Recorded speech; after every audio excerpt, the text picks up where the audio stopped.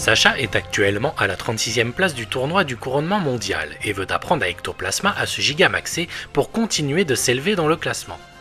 Pour cela, il se rend avec Go à Holchester pour rencontrer Alistair, le champion des Pokémon Spectre de la ville. Alistair est extrêmement introverti et facilement impressionnable, mais il accepte tout de même d'aider Sacha. Pour faire gigamaxer un Pokémon, celui-ci devra boire de la Maxi Soupe. Mais pour ça, ils ont besoin de Maxi Champi, une espèce de champignon ayant absorbé beaucoup de Galarion. Avec ces champignons aux propriétés spéciales, Alistair confectionne une Maxi Soupe. Ectoplasma l'engloutit d'une traite et se régale. Et après un essai concluant, il peut enfin se gigamaxer. Nos héros remercient leur nouvel ami pour son aide et repartent à Carmin-sur-Mer. Durant les jours qui suivent, Go a attrapé encore de nouveaux Pokémon, et nos héros apprennent l'art de décorer leurs Pokémon grâce aux fleurs avec l'aide de la championne Erika. La Team Rocket relance une nouvelle attaque pour essayer de voler les Pokémon de nos voyageurs, mais c'est encore et toujours un échec. Ne se remettant pas en question sur leur méthode, ils accusent la fusée de Becky-Pan de ne fournir que des Pokémon inefficaces. Meowth, Jessie et James décident de se renseigner pour savoir qui est responsable de ces Pokémon. Mais leurs chemins les conduiront par hasard jusqu'à un chalet de montagne tenu par Cassidy, leur ancienne collègue et rivale. Elle a totalement quitté la Team Rocket et a choisi sa nouvelle voie en gérant ce café. Le lendemain matin, Jessie voit bien que James a apprécié la nouvelle vie de Cassidy et elle lui propose de rester ici pour son bien.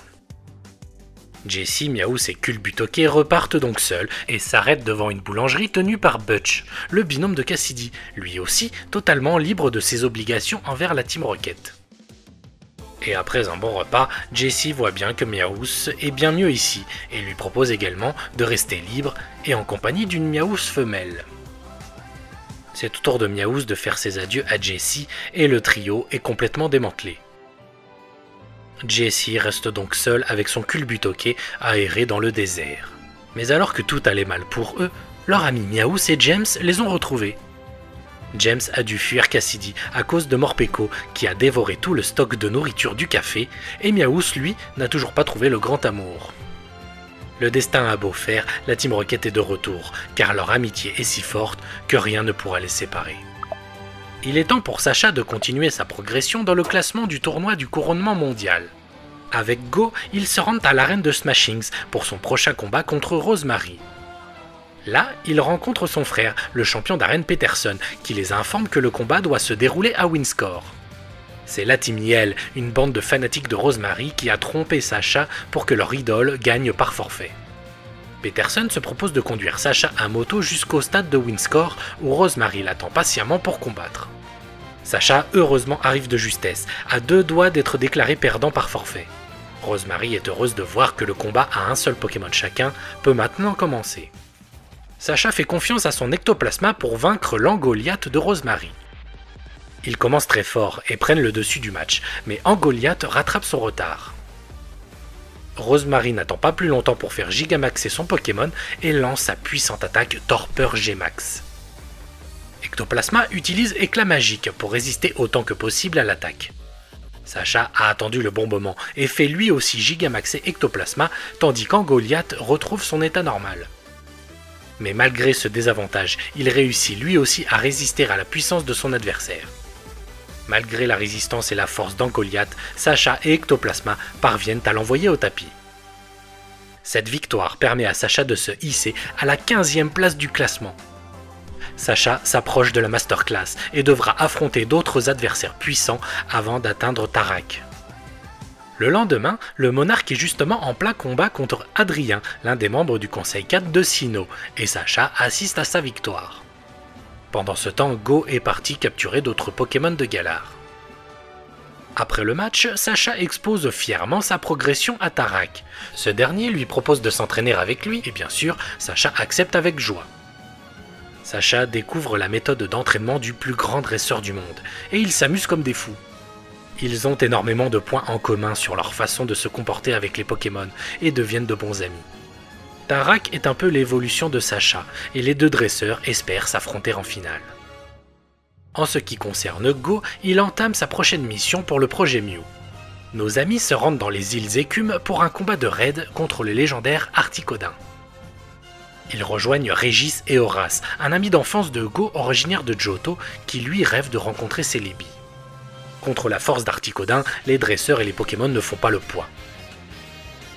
Go n'accepte pas les ordres donnés par Régis, qui lui a besoin que tout le monde soit uni pour remporter la bataille.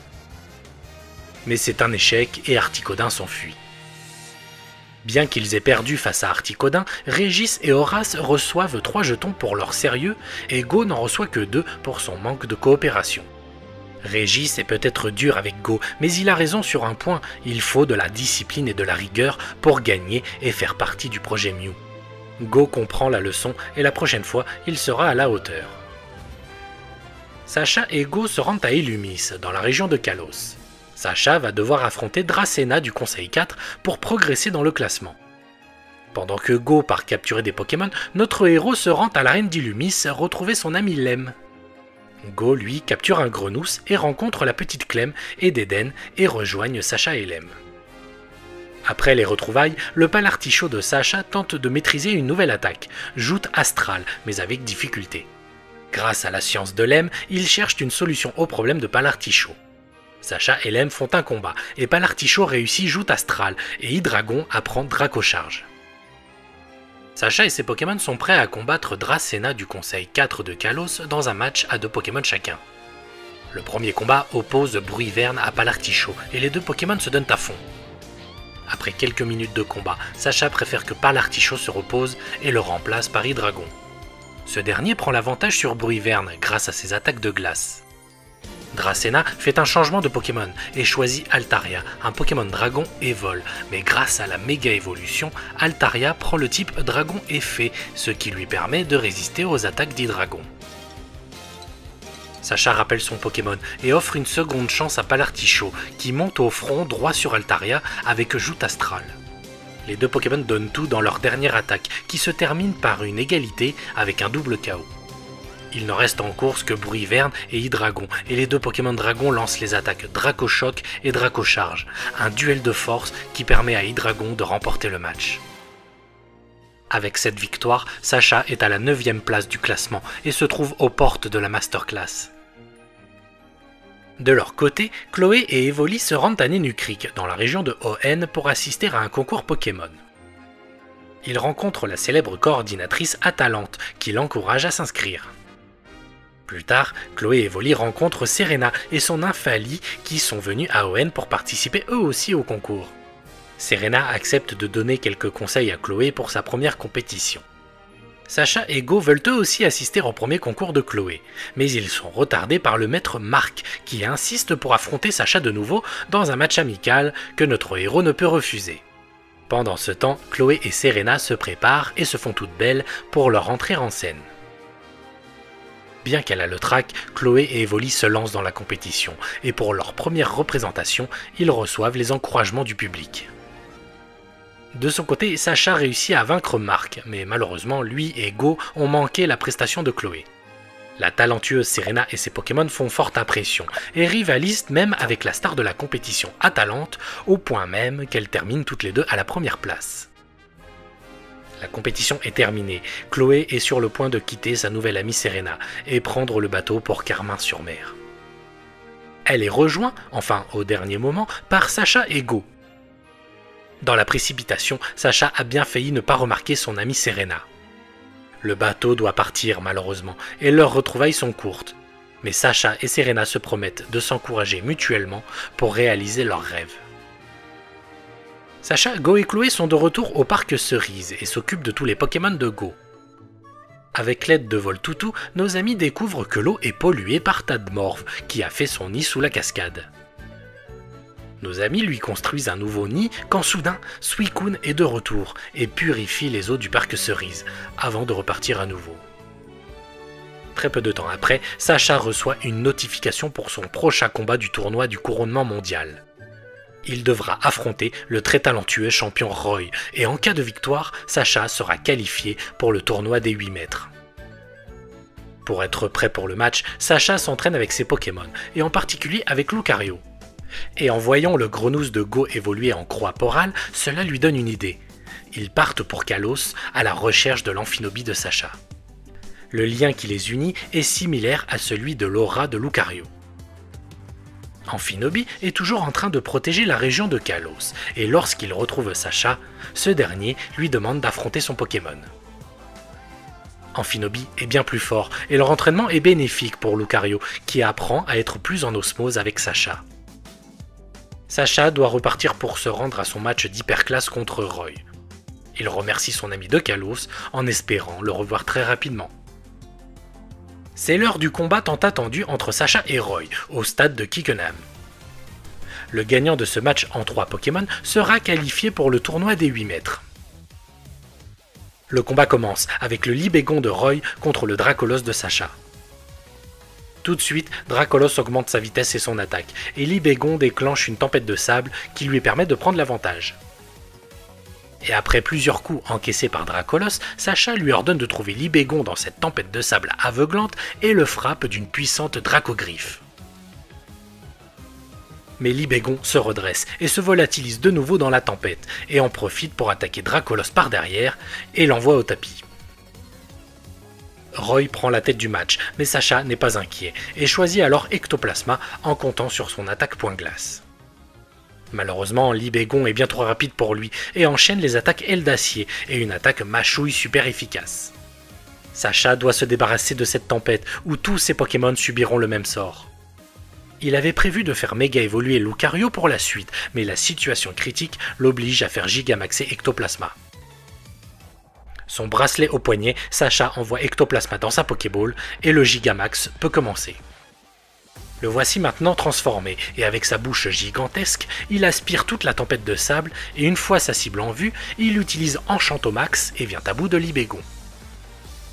Roy envoie son deuxième Pokémon, Muplodocus, et lance une pluie sur tout le stade. Grâce à elle, Muplodocus lance une fatale foudre très précise, suivie d'une attaque surf et hydrocanon très efficace. Ectoplasma Gigamax repousse son adversaire avec sa langue, avant de relancer Enchantomax. Roy relance Hydrocanon boosté par la pluie et les deux Pokémon se retrouvent incapables de se battre. Roy et Sacha sont à égalité, mais Roy a encore son Gigamax en réserve et s'en sert dès l'entrée en scène de Duralugon. Tandis que Sacha choisit Lucario, celui-ci enchaîne les coups mais il s'épuise. Sacha et Lucario sont en difficulté et Roy prend l'avantage et s'apprête à en finir pour de bon avec Usurgemax. Lucario est pris dans un tourbillon, mais Sacha a les yeux fermés et se concentre sur l'aura de Lucario pour ne faire plus qu'un. Et même si Duralugon s'est gigamaxé, il ne fait pas le poids devant la nouvelle puissance de Sacha et Lucario. Roy lance Lithomax et Sacha lance une aurasphère gigantesque qui surpasse l'attaque de Duralugon Gigamax. L'entraînement de Lucario par Amphinobi s'est avéré très utile et aura permis à Sacha de remporter ce combat et de se faire une place honorable parmi les 8 maîtres du tournoi.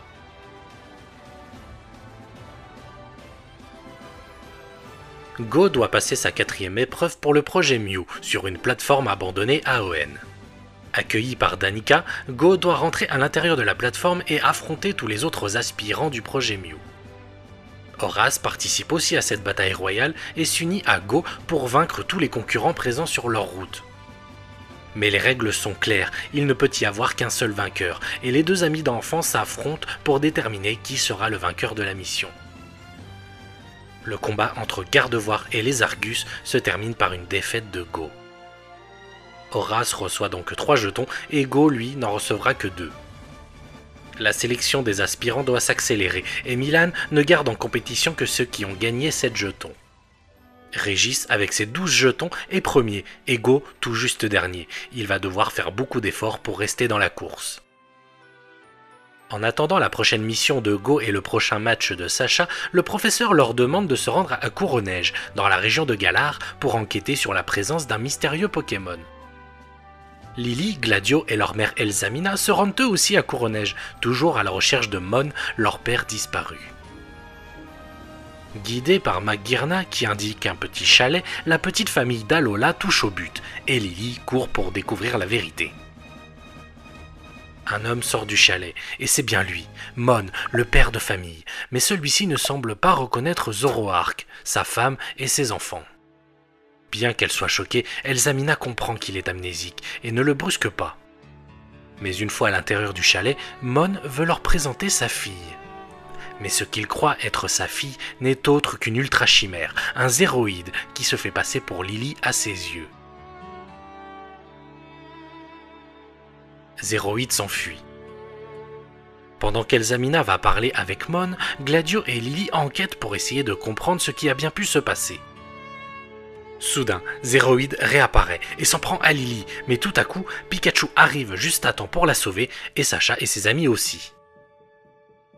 Lily connaît à présent toute la vérité. Suite à l'accident qui l'a envoyé dans une ultra-brèche, Mon a été sauvé par ce Zéroïde qui l'a ramené amnésique à Courneige. Ce Zéroïde s'est attaché à Mon et ne veut plus le quitter. C'est pour cela qu'il s'est fait passer pour Lily en prenant soin de masquer les miroirs et les fenêtres pour garder le secret intact. Lily, Gladio et Elsamina aident Mon à retrouver la mémoire. La famille est enfin réunie et Mon reconnaît ses chers enfants et sa tendre femme. Mais Zéroïde se sent seul à présent et préfère disparaître, mais Mon et sa famille décident de le garder avec eux et se laissent capturer, faisant de lui un nouveau membre officiel de la famille. Une fois de retour à Alola, accompagné par sa famille ainsi que Sacha, Chloé et Go, Mon est accueilli par un banquet organisé en son honneur. Après la fête aux côtés de tous leurs amis d'Alola, une bataille royale est organisée et Sacha est l'invité d'honneur en tant que maître d'Alola. Il se battra aux côtés de Pikachu contre le professeur Euphorbe et Filinferno qui avait Eosatueur et contre Gladio et Zéroïde. Sacha impressionne ses amis par son talent et sa force et se mettent tous les trois contre lui pour avoir l'honneur de le vaincre. Gladio se fait éliminer par Kiawe, qui veut être le seul à vaincre Sacha. Mon ne peut s'empêcher d'être fier de son fils en voyant quel jeune homme il est devenu. Osatueur se fait éliminer et par conséquent, il ne reste en course que Sacha et Euphorbe qui se remémorent leur précédent combat durant la Ligue d'Alola. Sacha est devenu une vraie célébrité et ses fans l'encouragent. Sacha veut leur offrir le spectacle qu'ils méritent et lance avec Pikachu leur capacité Z, la terrible et puissante Gigatonnerre. Euphorbe et Filinferno en font de même et le dôme de combat en prend plein les yeux. Peu importe le gagnant, Euphorbe est fier de Sacha, et Sacha est heureux d'être aux côtés de sa famille d'Alola. Même Tocorico vient lui rendre visite et exécute une danse d'encouragement pour lui attirer le succès en vue des prochains combats de Sacha. Pendant que Sacha est à Carmin-sur-Mer, Go lui est appelé pour sa dernière mission à Courneige, attraper Regieleki et Regidrago. Régis lui est déjà sur place et vont travailler ensemble pour résoudre l'énigme des ruines du choix. Une fois l'énigme résolue, les Pokémon légendaires Regieleki et Regidrago se présentent à eux. Go a bien appris de ses erreurs et coopère admirablement bien avec Régis. Et après un combat passionnant, chacun d'entre eux attrape l'un des deux Pokémon. Après la réussite de cette dernière mission, le professeur Amarante annonce qui sera les 3 aspirants officiels du projet Mew. Régis est en tête, Horace deuxième et le dernier qualifié est Go. Ensemble, parviendront-ils à réaliser leur rêve et faire la rencontre du plus rare de tous les Pokémon? Avec l'approche du tournoi des 8 mètres, Sacha s'est rendu à Bourg-Palette, au laboratoire du professeur Chen, pour s'entraîner avec tous ses Pokémon. Dans la forêt située à côté, Sacha tombe sur son rival de Sinnoh, le très autoritaire Paul. Bien que ce dernier ne participe pas au tournoi, il est sur le point de devenir un champion d'arène, et Sacha en profite qu'il soit ici pour le défier dans un combat à 3 Pokémon. Le combat a commencé et Sacha et Lucario battent le Léviator de Paul. Ensuite, Paul et son Karchakroc remportent la bataille contre Dracolos. Paul envoie son dernier Pokémon, un puissant Métalos. Sacha reprend l'avantage grâce à Ectoplasma en battant son adversaire. Go a remarqué que Paul utilise des Pokémon utilisés par certains des 8 maîtres que Sacha va devoir affronter. Paul ne veut pas l'avouer, mais il n'a pas choisi ces Pokémon là par hasard, il voulait voir si Sacha pouvait être à la hauteur du tournoi des 8 mètres. En tout cas, je pense qu'il sera très attentif aux résultats de notre jeune prodige du Bourg-Palette. Et justement, la plus grande compétition du monde est sur le point de débuter.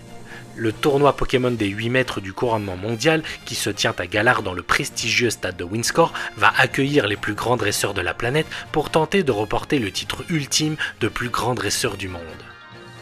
Sacha rencontre le petit frère de Tarak, Nabil, et la Team Rocket est également sur les lieux pour couvrir l'événement. Go est rejoint par Nabil et tous deux sont prêts à encourager leurs favoris. Le spectacle commence, les 8 mètres sont présentés. En 8ème place du classement, notre favori du Bourg-Palette est maître d'Alola, le fin stratège et vif d'esprit Sacha. En 7ème place, la maîtresse des Pokémon Dragon d'Unis, Iris. En 6ème place, un dresseur exceptionnel et vainqueur de la dernière ligue de Kalos face à notre héros, le brillant Alain.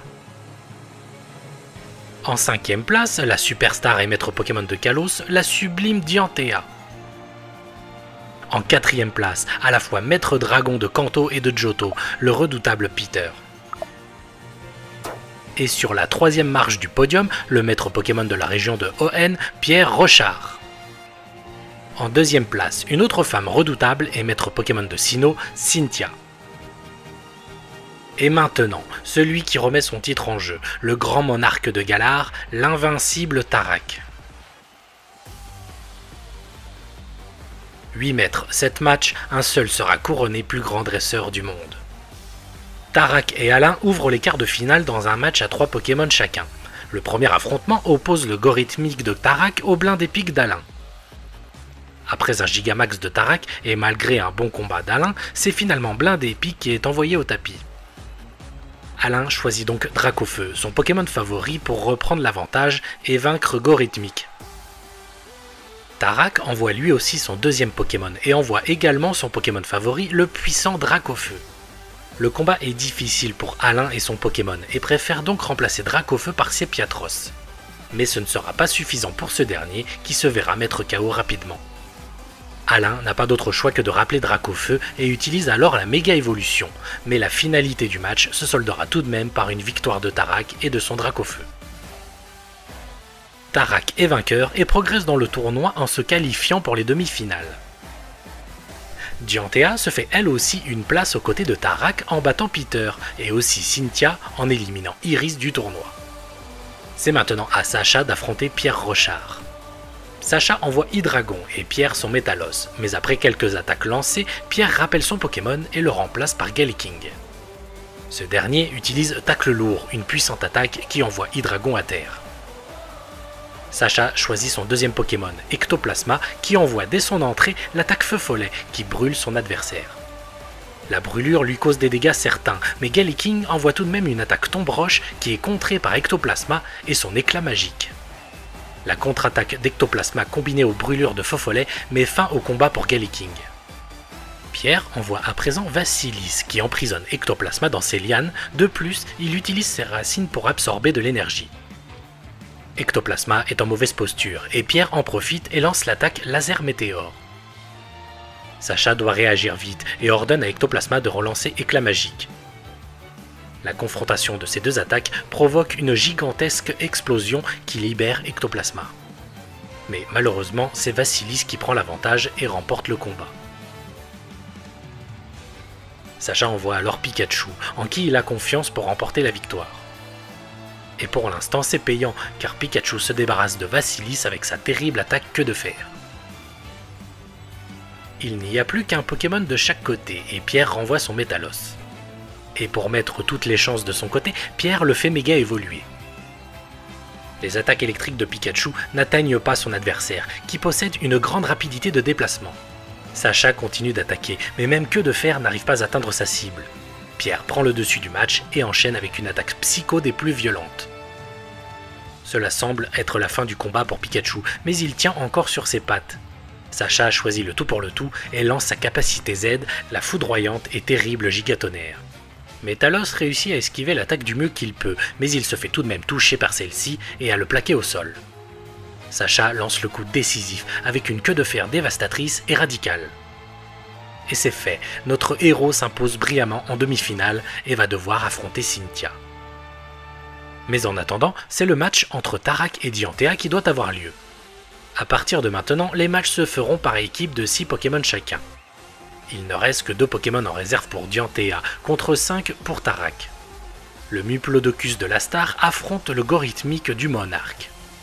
Et malgré sa faiblesse de type face aux attaques feu de son adversaire, c'est Gorhythmique et son attaque acrobatie qui lui permet de vaincre Muplodocus. Tarak est décidément incroyable. À ce niveau de la compétition, la différence de Pokémon restant avec Dianthea est énorme. Dianthea doit envoyer son dernier Pokémon, Gardevoir, et grâce à sa terrible attaque psycho, ils réussissent enfin à vaincre le puissant Gorhythmique. Mais Tarak n'est pas inquiet et envoie son plus fidèle atout, Dracofeu. Dianthea, elle, n'a pas d'autre choix que de faire méga évoluer Gardevoir si elle veut avoir une chance de le battre. Mais Tarak en fait de même avec Dracofeu et le fait se gigamaxer. Dianthea utilise l'attaque tonnerre de Gardevoir, super efficace sur Dracofeu. Mais ce dernier tient encore debout et Tarak envoie Fournaise G-Max, une attaque ravageuse qui vient à bout de Gardevoir, octroyant ainsi à Tarak une place en finale. Mais qui sera donc son prochain adversaire, Cynthia ou Sacha? Les deux prétendants à la finale doivent se départager dans ce dernier combat de demi-finale. C'est parti, Sacha commence par envoyer Dracolos et Cynthia un Spiritomb. Sacha utilise plusieurs attaques de Dracolos, mais celle-ci ne semble pas faire effet sur son adversaire. Cynthia ordonne à Spiritomb d'hypnotiser Dracolos pour l'endormir avant d'absorber son énergie avec Dévorève à plusieurs reprises jusqu'à le rendre inapte au combat. Sacha vient déjà de perdre un Pokémon et le remplace par Ectoplasma. Spiritomb, qui est plein d'énergie, est rappelé par Cynthia, qui le remplace par Roserade. Sacha utilise Feu Follet pour le brûler. Et Cynthia fait encore un changement de Pokémon et rappelle Spiritomb. Ectoplasma s'apprête à lancer Éclat Magique, mais Spiritomb utilise Coup Bas pour attaquer le premier, infligeant ainsi à Sacha la perte d'un deuxième Pokémon. Cynthia rappelle de nouveau Spiritomb et choisit à la place son Togekiss. Sacha, lui, compte sur l'électricité de Pikachu pour vaincre, mais Togekiss est trop rapide pour être touché. De plus, il se place derrière Pikachu et le frappe avec Lame d'Air, suivi d'un Psy Coup de Boule. Pikachu est affaibli, et encore une fois, Cynthia fait un changement de Pokémon et envoie un Tritosaur. Celui-ci envoie Lame de Roc, mais Sacha demande à Pikachu de frapper la roche et d'envoyer les morceaux sur Tritosaur avec Queue de Fer. Puis il enchaîne avec Vive Attaque qui élimine enfin un des Pokémon de Cynthia. Elle renvoie Spiritomb et sa terrible attaque Hypnose, mais Sacha sait comment contourner le problème.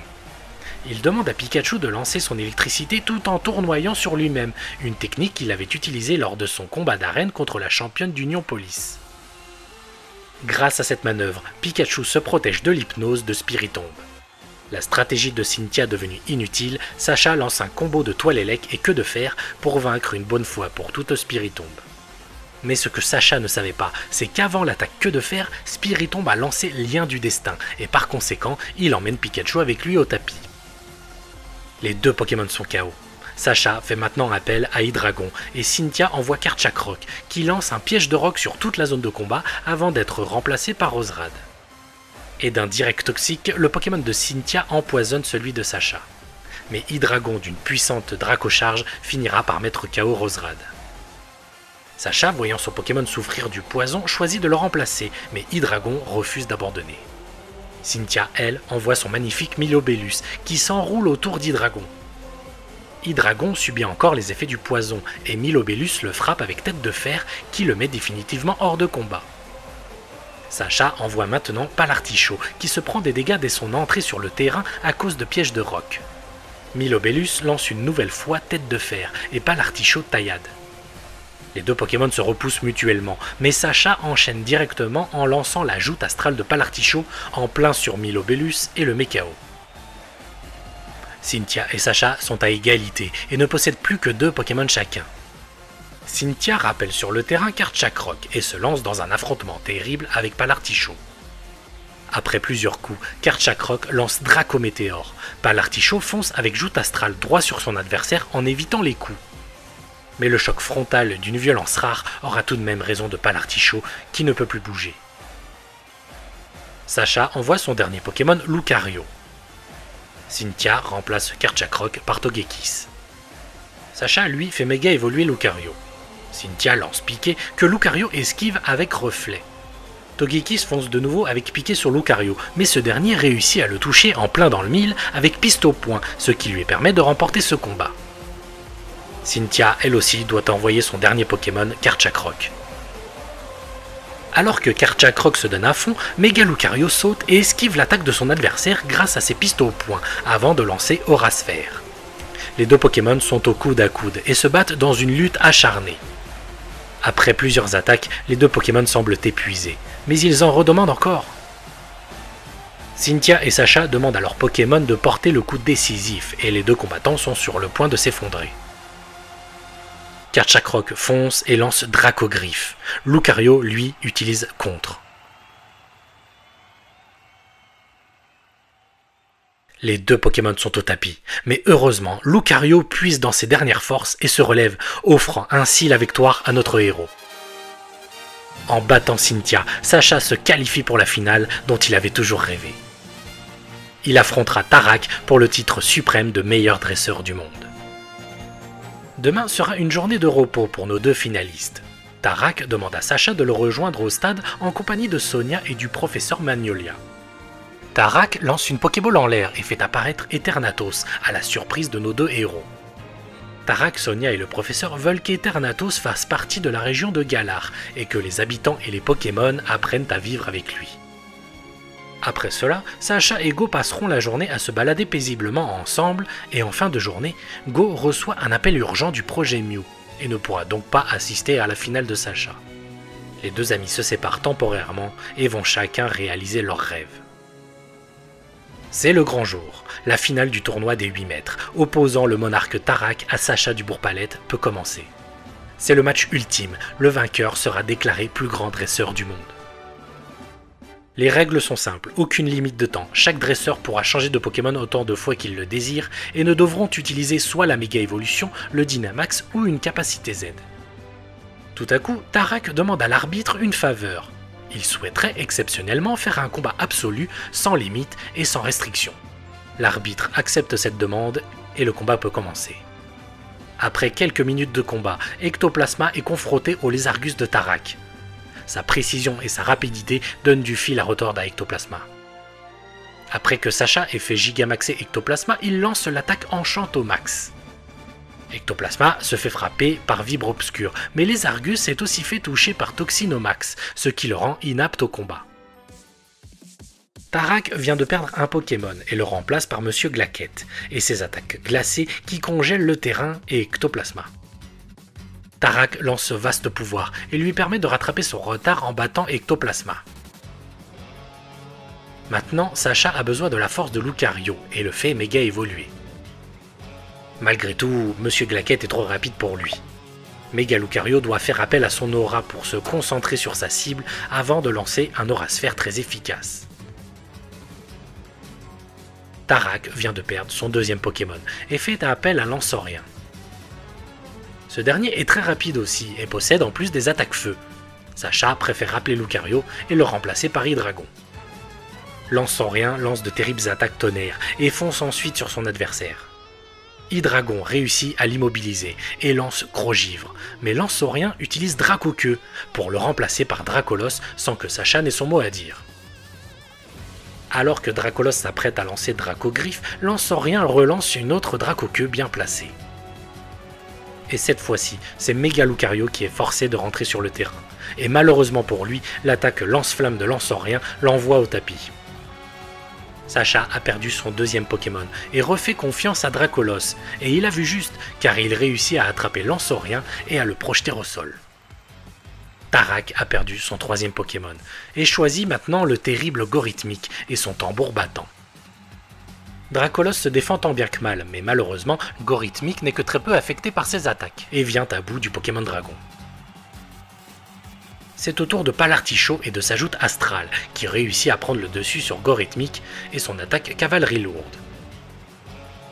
Bien qu'affaibli, Gorithmique se relève et relance l'attaque, qui cette fois-ci touche au but. Palartichaut tient le coup et réussit à foncer sur son adversaire tout en évitant l'attaque tambour battant. Mais Gorithmique avec acrobatie subtilise le bouclier de Palartichaut pour s'en servir contre lui et lui porter le coup fatal.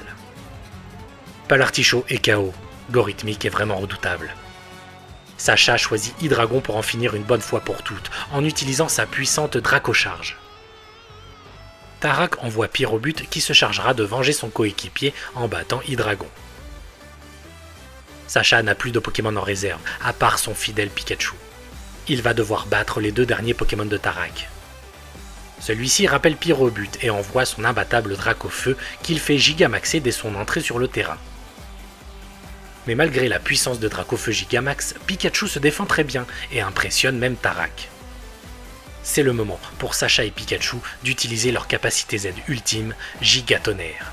Au même moment, Tarak ordonne à Dracofeu de lancer Fournaise G-Max. C'est un choc de puissance ultime, tout le stade vibre au rythme du combat. Cette extrême puissance provoque un ciel sombre et un nuage noir chargé de Galarion. Soudain, à travers le ciel obscur, Eternatus apparaît et recharge le bracelet Dynamax de Tarak et celui de Sacha avant de disparaître. Les 2 finalistes pourront réutiliser tout leur potentiel pour la fin du match. Tarak n'hésite pas un seul instant et rappelle son Dracofeu pour envoyer Pyrobut et utilise de nouveau son bracelet pour le faire gigamaxer afin de devenir un énorme Pokémon bourré de puissance. Sacha en fait de même et fait lui aussi gigamaxer son partenaire. Un combat opposant Pikachu Gigamax contre Pyrobut Gigamax peut commencer. Et c'est un choc des titans, leurs plus puissantes attaques s'opposent dans une confrontation entre le feu et l'électricité, mais à la finalité, c'est finalement Pikachu qui remporte la victoire. Tout va se jouer maintenant, les 2 dresseurs utilisent leur dernier Pokémon, Pikachu contre Dracofeu. Pikachu frappe en premier, mais Dracofeu réplique. Il n'y a plus aucune retenue, dresseurs et Pokémon cherchent au fond de leur tripes la puissance qui pourra faire pencher la balance en leur faveur. Aucun des 2 Pokémon ne semble prendre le dessus sur l'autre. Dracofeu semble imbattable et Pikachu indestructible. Il ne se laisse aucune seconde de répit. Pikachu lance une queue de fer surpuissante qui est évitée de justesse par Dracofeu qui réplique avec une déflagration. Pikachu s'apprête à se défendre avec une attaque tonnerre, mais trop tard, Déflagration a atteint sa cible. Pikachu subit de lourds dégâts et maintenant il est totalement épuisé alors que Dracofeu ne semble pas affaibli. Pikachu peine à se tenir debout.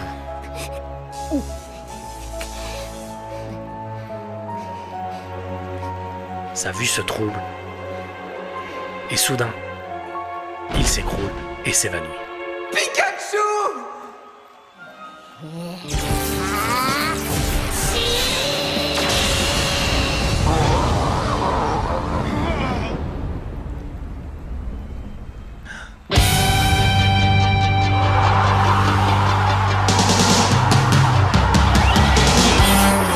serai le meilleur dresseur. Je me battrai sans répit. Je ferai tout pour être vainqueur et gagner les défis. Pokémon, attrapez-les, même à la frappe. Un voyage d'apprentissage, simplement du courage. Pokémon, attrapez-les tous, Pokémon.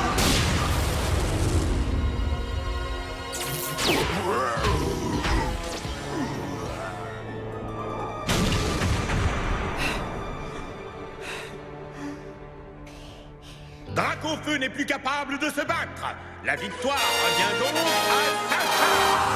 Et le sort est jeté. Nous avons un nouveau... Et oui, après tant d'années d'entraînement, Sacha, grâce à Pikachu et ses autres Pokémon, est devenu le plus grand dresseur du monde.